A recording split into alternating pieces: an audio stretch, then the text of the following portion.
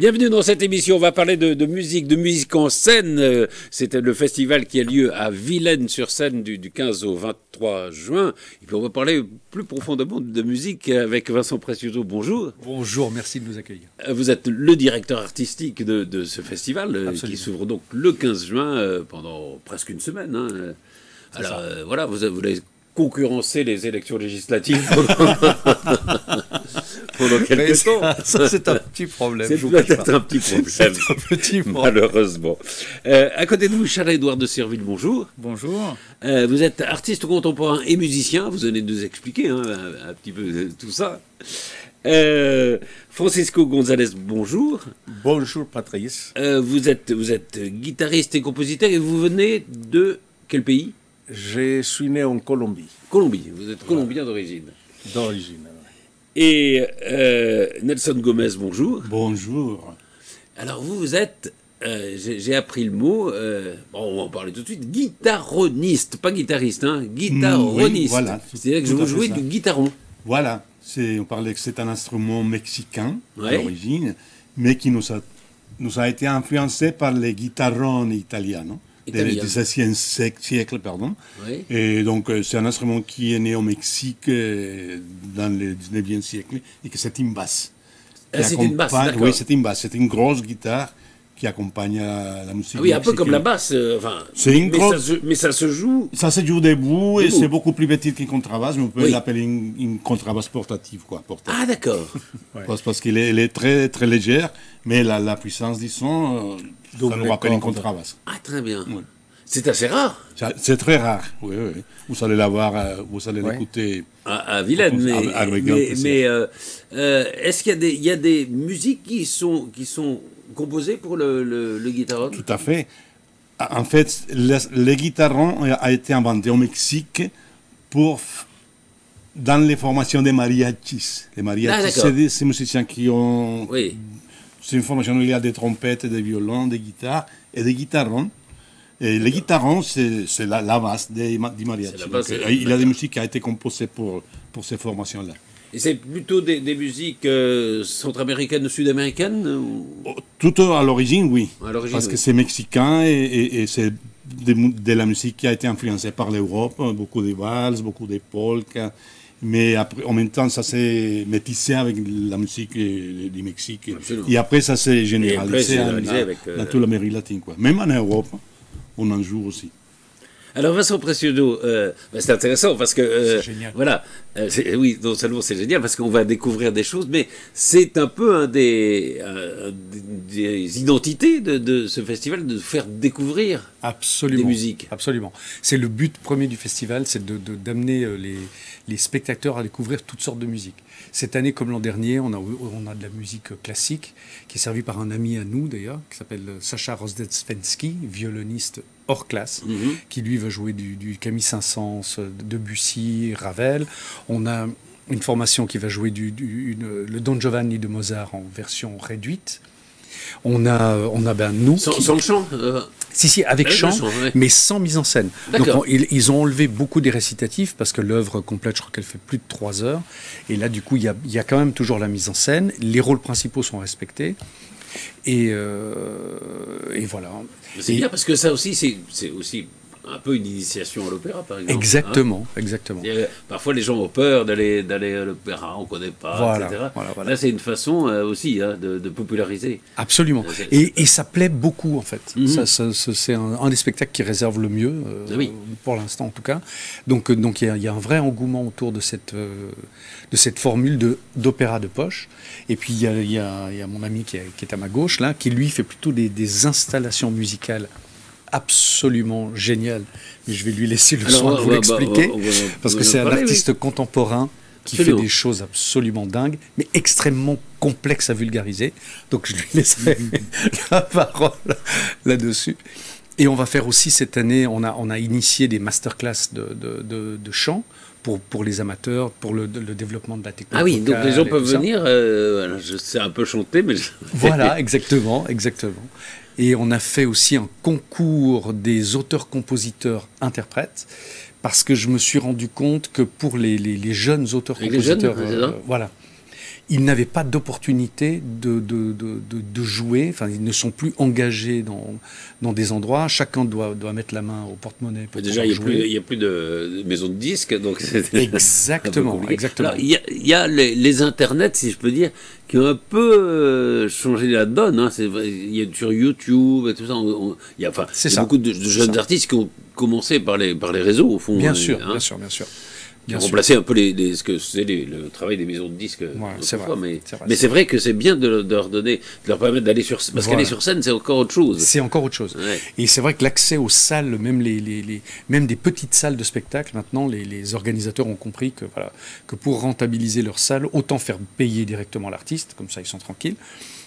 Oui, c'est ça. Oui, l'artiste vient jouer, oui. fait sa com, fait sa pub, paye. Voilà. Un compte d'auteur, comme vous disiez. C'est ça. Donc l'idée, c'était de faire un concours. Cette année, on a eu peu d'inscrits, mais ça commence doucement. Le vainqueur, c'est un jeune homme qui s'appelle Valcorda. C'est absolument magnifique ce qu'il fait. Formidable. Un jeune auteur, compositeur, interprète. C'est vraiment passionnant et très riche artistiquement. Et donc, il va venir se produire pour la fin du festival, pour le bal de clôture. Et donc, tous les ans... il y a toujours un bal. Il y a toujours un bal. On va peut-être... Et puis après, on va parler ensemble, mais peut-être dire en gros les grands événements. Alors, ça commence le 15. Alors, le grand événement, c'est le 15, le Mozart. C'est le Mozart. La version... Don Giovanni. Don Giovanni de poche, j'aime pas... Version courte. Voilà.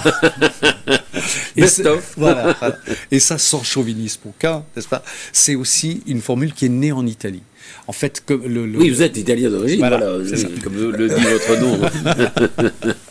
En fait, ils ont... Oui, parce qu'ils revendiquent tout, hein. Ils revendiquent le guitaron. Absolument tout. Voilà, L'italien aime bien amener à lui. Absolument. Et donc, c'est une formule qui est née en Italie. Oui, d'accord. Parce que les opéras et la musique symphonique et lyrique en Italie est jouée sur les places du village, en fait.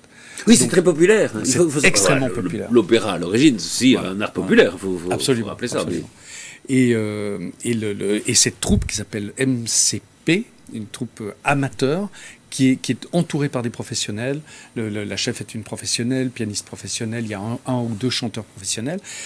C'est inspiré en fait de ce qui se passe en Italie, c'est-à-dire des versions réduites des opéras pour les faire découvrir au plus grand nombre. Au public français. Ça, c'est le premier événement. Le deuxième événement, on a vraiment une chance incroyable, c'est Sacha Rozdetsvensky et sa femme Josiane Marfour, qui, il faut le savoir, sont des gens de renommée internationale. Voilà. Ouais.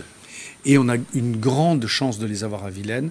Et ils vont interpréter un répertoire français. Je leur ai demandé, ils ont accepté très gentiment de faire du Ravel, Debussy et elle est au piano. Elle est pianiste. C'est une pianiste, une pianiste suisse de grand talent. Et lui violoniste. Et après, nous avons le jeudi 20, pas que je me trompe, un spectacle autour des plus grands airs féminins de Broadway. On va faire du Liza Minnelli, des grandes comédies musicales. Barbara Streisand et tout ça. Et le 22, avec mes camarades ici présents, on va faire un spectacle autour de l'œuvre du poète chilien Pablo Neruda. D'accord. Avec une comédienne française qui s'appelle Diane Dassini qui va réciter les textes, voilà. Et nous, on va jouer de la musique de Mercedes Sosa, Víctor Jara, et Los Quilapayún, et des morceaux qu'on a composés ensemble. Pour la circonstance, ça c'est bien. Et le dernier jour, ça va être un peu une espèce de rituel du festival. On va faire un bal. Le bal, pour culturer ce festival. Exactement. Il a quoi, combien d'années? 3 ans? Non, c'est la deuxième année. Deuxième année. Voilà. C'est l'année dernière, c'était le premier. Oui. D'accord. Et le bal, ça avait été formidable. Oui, c'était génial. Franchement, c'était génial. Et là, c'est vraiment, ça va être un événement convivial, familial, voilà. Et j'ai oublié de citer, sinon elles vont me disputer. Il faut absolument que je le dise. C'est bien décidé. Voilà. Parce que sinon, tu as le droit d'oublier. Oui, il y a 2 choses encore que j'ai oubliées. Ce sont les daronnes de Médan, que je salue et que j'embrasse. Lui, extraordinaire. Mais alors, Médan, c'est la ville. C'est une petite ville qui est à côté de... Oui, c'est la ville de Zola. La ville de Zola. Il y a d'ailleurs le musée... Exactement. Et cette année, le musée Zola a la gentillesse de nous accueillir. Alors là, c'est un concert amateur, aussi autour des airs des comédies musicales. Mais l'idée aussi était de fédérer des amateurs autour de cet événement. Oui, c'est ça qui est bien dans ce festival, c'est qu'il y a à la fois des stars et et internationales et des amateurs. Voilà, exactement. Et puis les masterclass, comme vous dites, qui permettent aussi voilà, de rencontrer des professionnels. Absolument. Et les 2 derniers événements, donc c'est le concert du 21 juin. Là, il va être servi par les élèves des écoles de musique de Vilaine. Donc il y a la toute nouvelle école AZ Musique, il y a l'école de chant Sylvia Schmidt, l'école de piano Sandra Bouvel. Ah oui, c'est très actif, Vilaine. Hein. Voilà, c'est plutôt... Voilà. Culturellement. Oui, non, c'est une ville qui s'engage beaucoup dans la culture. Et donc là, on va faire un concert des élèves pour respecter la tradition de la musique amateur offerte à tout le monde pour le 21.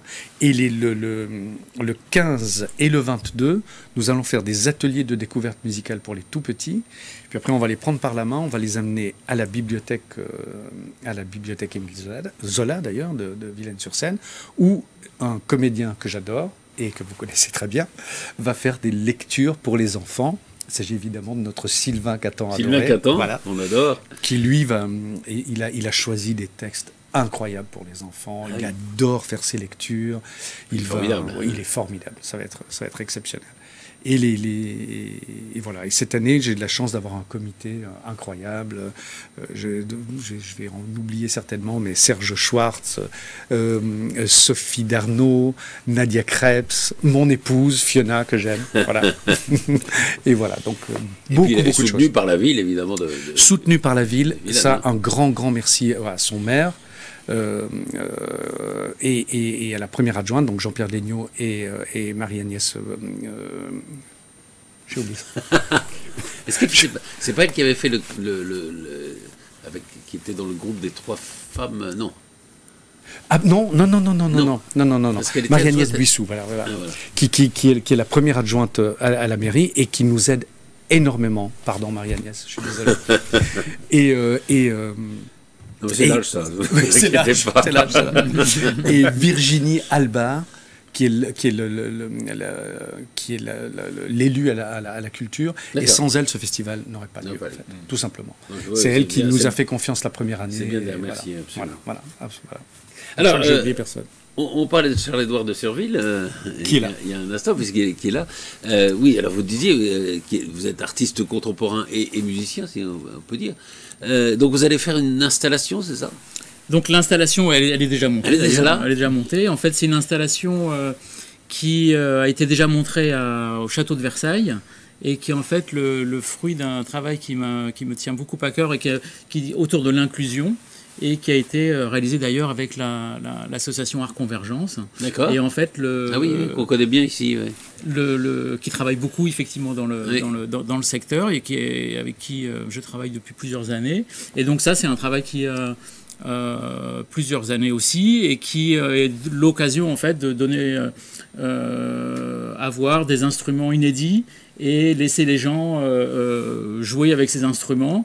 C'est des instruments qui existent ou qui n'existent pas, que vous avez En fait, c'est des instruments qu'on a inventés dans des ESAT et qui, en fait, ont la forme de monolithes, et en fait, sur lequel on a fixé des cordes qui jouent comme des caisses de résonance.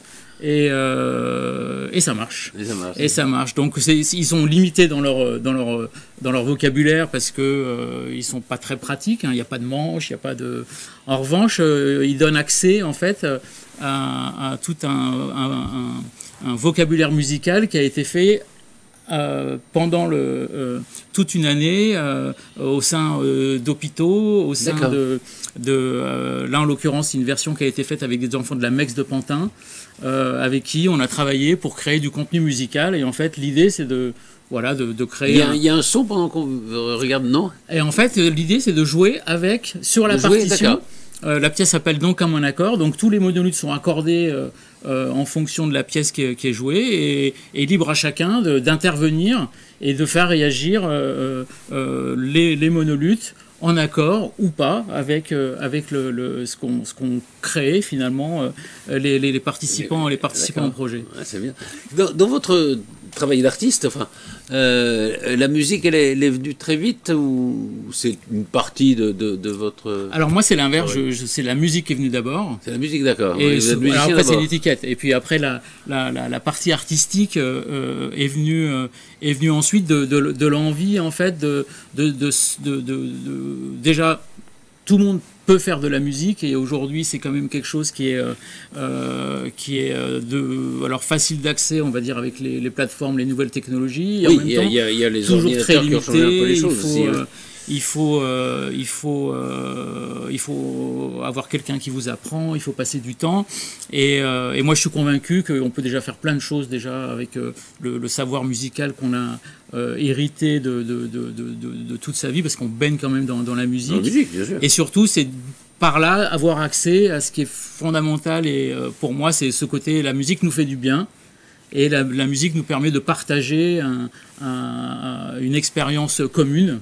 À un niveau qu'on n'a pas l'habitude de réaliser, que ce soit l'équivalent par exemple dans un engagement sportif, une équipe de foot, ça crée des liens entre les personnes au moment, mais c'est aussi dans une chorale, ça peut être aussi dans tout un tas, en faisant de la cuisine ensemble, enfin, il y a toutes ces activités en fait qui créent une connivence entre les participants, et moi j'aime beaucoup donner accès à cette connivence à des gens qui n'ont pas forcément l'éducation musicale et qui en fait est réservée, on va dire, à un happy few. C'est une élite, quoi. Alors peut-être pas une élite, mais effectivement. Enfin, qui pensent que c'est pas pour eux, quoi. Exactement, c'est pas pour eux. Et donc, et puis c'est aussi un accès à ce qu'on va qualifier pompeusement d'art contemporain, mais en tout cas, c'est donner une lecture, voilà, de la relation à l'autre, du groupe. Il y a des relations entre l'art contemporain et la musique, d'ailleurs. De plus en plus. De plus en plus, ça devient une. Alors moi, sinon, je parle d'artistes sonores, mais du coup, on ne comprend pas forcément ce que ça signifie non plus. Mais c'est vrai que le son en tant que tel est devenu un média qui est très exploité par ce qu'on appelle l'art contemporain, mais finalement la musique c'est ni plus ni moins que de l'art également. Donc la passerelle elle est facile à réaliser, encore plus si le son est fait en temps réel, que ce soit par moi j'aime bien travailler avec du vent, avec des abeilles, avec les gens, donc voilà, encore une fois, c'est donner un point de vue sur le monde un peu différent, qui soit vraiment dans ce que la musique fait mieux, c'est-à-dire créer une émotion.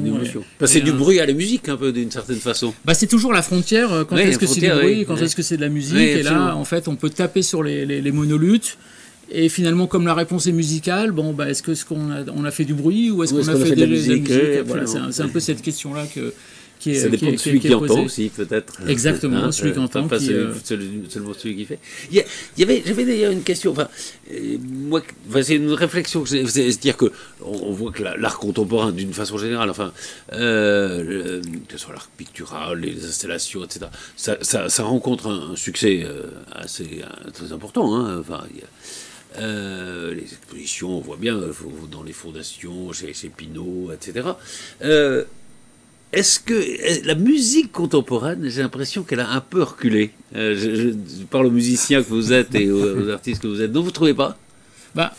Pour rien vous cacher, moi, mon point de départ, c'est aussi, si on ne sort pas la musique contemporaine de son carcan, on va en fait se fermer à toute une exploitation de sonorité, de questionnement sur la musique, à des spécialistes qui, on va dire entre guillemets, ont le courage, d'aller dans certains concerts que moi j'apprécie à titre personnel, très parti. Mais en fait, c'est quand même assez fermé.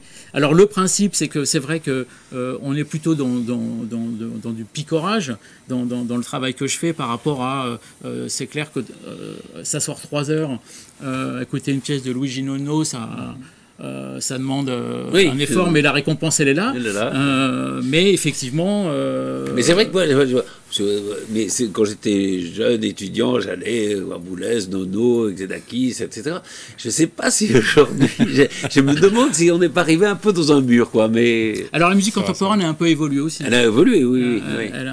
Elle essaye de voilà. Alors, cela dit, la musique contemporaine, c'est aussi la musique qu'on écrit aujourd'hui. Oui, voilà. Et Francisco González, vous écrivez de la musique, hein? Tout à fait. Et c'est pas forcément de la musique atonique ou sérielle, quoi. Je veux dire. Je peux être considéré comme un compositeur de musique contemporaine. C'est comme ça parfois qu'on présente mes compositions ici dans le conservatoire. Mais en fait, elle est basée sur la musique d'Amérique latine. Donc déjà, il y a tous ces métissages avec l'Europe, l'Afrique et les Amérindiens. Et par exemple, dernièrement, j'ai écrit un concert pour violon orchestre basé sur la musique d'Amérique latine. D'accord. Donc il y a un langage très travaillé, mais en même temps, je pense qu'on est arrivé à un moment dans l'histoire de la musique où on veut se faire plaisir avec la musique. Je crois, voilà, vous avez tout à fait raison. C'est-à-dire avoir du plaisir à écouter quelque chose, à que ça devienne ludique. Pas seulement intellectuel, que ça soit aussi... comme les instruments de Charles-Édouard, c'est ludique. Oui, c'est la base de la musique. Déjà, on dit en français et en anglais, on dit jouer. En espagnol, on dit tocar un instrumento. Mais ça devrait être jugar un instrumento, parce que c'est un jeu. Tocar, c'est taper, non, un peu? Non? Oui. Tocar, c'est toucher. Toucher, voilà. Oui. Voilà. Et donc voilà, mais je compose aussi des chansons. Oui. Et de tout jeune, j'étais avant déjà dans la musique traditionnelle et dans la musique qui était à la mode à l'époque. C'était les Beatles, c'était la balade rock. Donc on composait pas mal de choses. À l'époque, Nelson, que je connais depuis la maternelle, voilà, il composait aussi des balades rock. On allait sous la fenêtre des bien-aimés à 4 heures du matin et on faisait la sérénade avec des compositions. Ouais. Et donc maintenant, on est revenu un peu à la chanson avec Vincent. Donc j'ai composé avec Vincent pas mal de chansons. Pour les spectacles du 22. Voilà. Donc il y aura de la musique chilienne, latino-américaine, mais il y aura aussi des compositions. Des textes de Neruda ou les chansons, pas forcément. Les chansons, non, pas forcément. Non. On peut évoquer un peu Neruda dans les textes, mais les textes sont indépendants. Il faut pas profaner Neruda, c'est quelqu'un de très grand. Ce qu'on disait mais personne n'a jamais retrouvé la phrase. Enfin, on disait que Victor Hugo disait ne déposez pas de musique sur mes vers. Oui, c'est vrai. C'est-à-dire que c'est pour moi, j'ai beaucoup. Parce que personne ne l'a jamais retrouvé.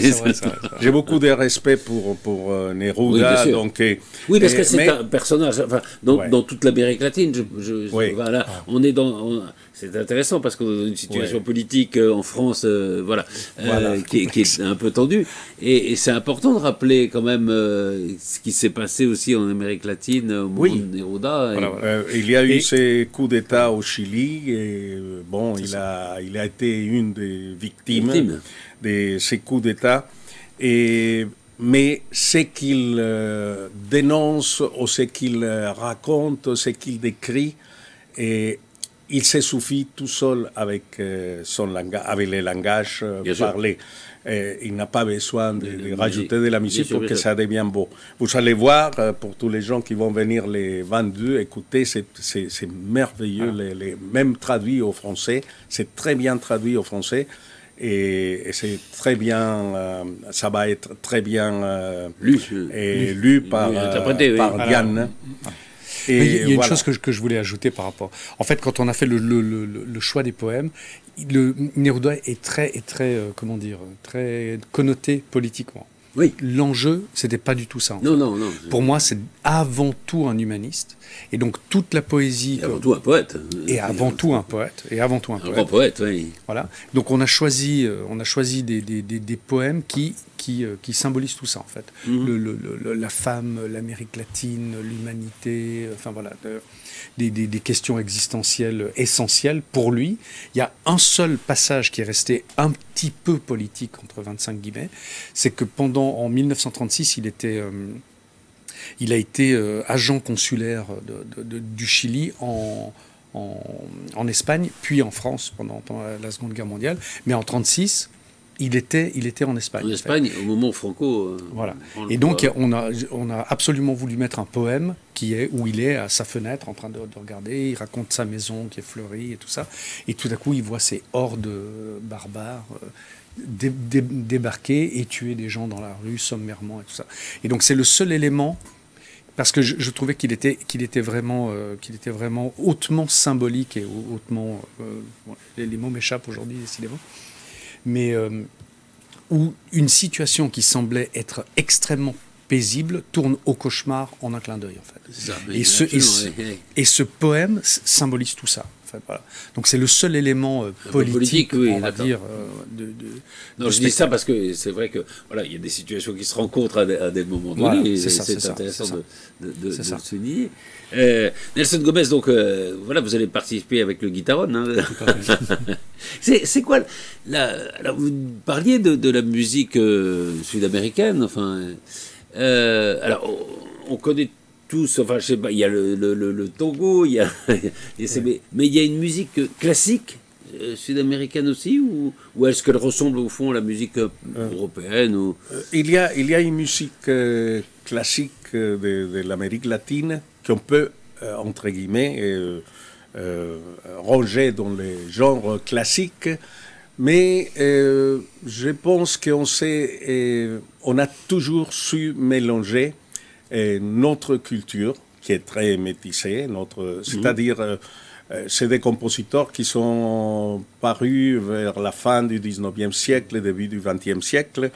Et donc, on a par exemple Héctor Villalobos au Brésil, on a Manuel Maria Ponce au Mexique, qui a étudié, ils sont tous étudiés en Europe aussi. Ponce, il a étudié avec Paul Dukas et à l'école normale. Et on a en Colombie des grands compositeurs qui ont étudié aussi avec Nadia Boulanger, comme Francisco Sumaque, et il y a eu aussi Adolfo Mejía. Mais on a en Argentine, qui est très connu maintenant partout dans le monde, qui a étudié aussi avec Nadia Boulanger, qui est Astor Piazzolla. Voilà. Et comme beaucoup d'élèves de Nadia Boulanger. Donc, mais ils sont... Piazzolla est donc un pianiste à l'origine? Piazzolla? Oui. Non, il a toujours été bandoneoniste. Parce que Nadia Boulanger, c'était plutôt le piano, oui, non, mais c'était la composition. Elle était prof de composition. Donc, comme elle était prof de composition, il y a pas mal de compositeurs, plusieurs générations qui ont Michel Legrand, étudié. Michel Legrand, aussi celui de James Bond. Comment il s'appelle? Quincy Jones. Quincy Jones, absolument. Oui, il a eu des gens qui ont fait de carrière un peu différente que la musique classique. Quoi. Donc, il y a cette musique qui a toujours utilisé nos langages latino-américains avec, on va dire, avec les techniques du langage européen. Européen, oui, absolument. Mais ça reste très latino-américain. Oui, on ressent l'influence européenne dans, par exemple, la valse. La valse est arrivée partout en Amérique latine et on adore la valse. On dansait la valse déjà dans les salons. Ah oui, d'accord. Mais les peuples à l'extérieur, ils voulaient danser la valse aussi. Donc ils ont d'une certaine façon changé, ils ont accéléré un peu les valses. Et ils ont mis un côté africain aussi. Donc en Colombie, il y a une valse qu'on appelle pasillo, par exemple. Et au lieu d'en faire tchum-tata, tchum-tata, ils font tata-tchum-tata, tchum, très très vite. Ils ont changé les accents et c'est resté toujours une valse et ça fait partie de notre musique. Donc, et ça, je vous parle de la Colombie, mais ça, partout, en Partout, Argentine, il y a la valse, en Argentine, évidemment, ouais. Et ça a des couleurs différentes. Ouais. Donc, c'est magnifique. C'est magnifique. C'est vos musiciens préférés, à l'un et à l'autre? Oh là là, il y en a beaucoup. Du monde ou des... Non, de vos musiciens de chevet, comme on dit, enfin, je sais pas, ou ceux qui vont inspirer, quoi. Moi, je suis très influencé par la musique brésilienne. Oui. Il y a des très très bons compositeurs, évidemment, Villalobos, que j'adore. Oui, bien sûr. Mais il y en a des nouveaux qui sont magnifiques. Oui, c'est des musiques qui vivent aussi. Hein, voilà, c'est ça n'arrête pas d'évoluer. Ouais. Et en ce moment, il y a des Brésiliens, par exemple, des grands compositeurs qui sont tout jeunes, quoi. Jamandou Costa, par exemple, qui est un grand guitariste, mais c'est un grand compositeur qui compose pour la guitare à 7 cordes. 7 cordes, guitare à 7 cordes. Dans le guitaron, il y a combien de cordes? Il en a 6. 6. Oui, oui. D'accord. Plus que dans la basse, hein. Oui. Une basse, c'est 4, hein, ça, Oui, il en a 6, comme une guitare. C'est pour ça qu'on dit guitarron, en fait. Oen, en espagnol, on dit guitare, et Oen, ça grossit tout de suite. Grosse, c'est la grosse guitare, voilà, ça veut dire la grosse guitare. Exactement. Et vous, si vous aviez des musiciens de chevet, Vincent et Charles-Édouard?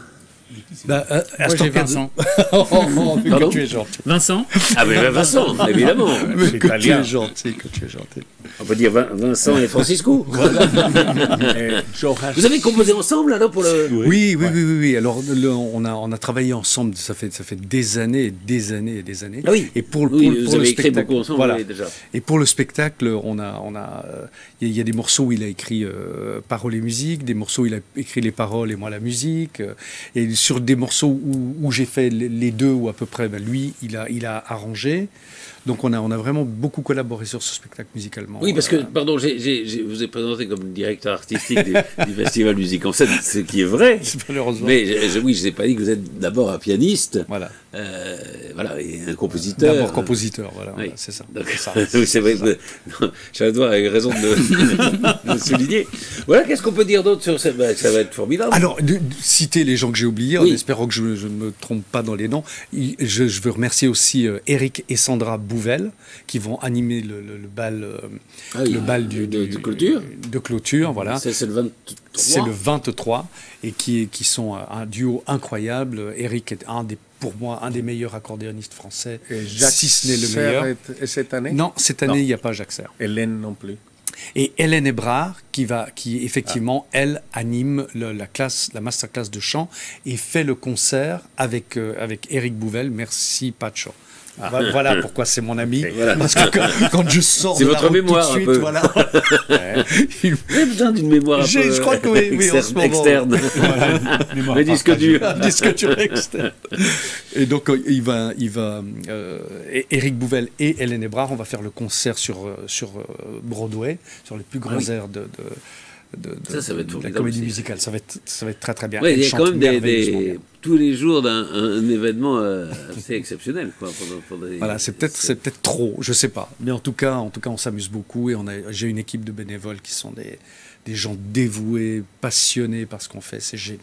C'est une grande chance. Oui, grande chance, et puis grande chance alors, pour les habitants de Vilaine, mais enfin pour tous ceux qui veulent venir. Oui, venez nombreux. Alors, venez. Ça se passe comment? C'est payant, c'est gratuit? Alors il y a toujours, mon enjeu aussi dans ce festival, c'est qu'il y ait une moitié de spectacles payants, une moitié de spectacles gratuits. Il y a des choses gratuites. Voilà.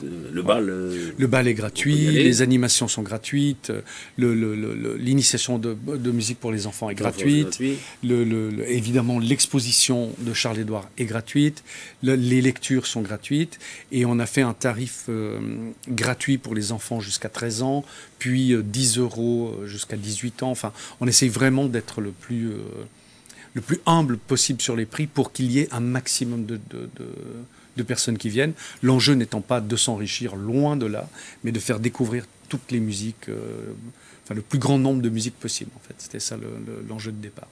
Merci beaucoup. La prochaine fois, on essaiera de s'agrandir un peu. On mettra un piano avec une guitare et une installation. Voilà, mais on peut. Alors, il y a évidemment le site du festival. Voilà. Ça s'appelle donc Musique sur scène. Sur scène, oui, je dis en scène. Sur scène, et scène, c'est S-E-I-N-E. C'est le fleuve. Et donc là, c'est musique au pluriel sur scène.com. Et il y a la billetterie, il y a toutes les informations sur les spectacles. Et, voilà. Et les lieux et les, absolument, et les dates. Absolument. Merci infiniment merci, à Michel Cap d'être venu. Et puis voilà, bon festival. Ça commence le 15. Hein, ça commence le 15. Ça commence avec Don Giovanni. Voilà, Mozart. Merci beaucoup. Merci Patrice, merci. Et bravo. Merci.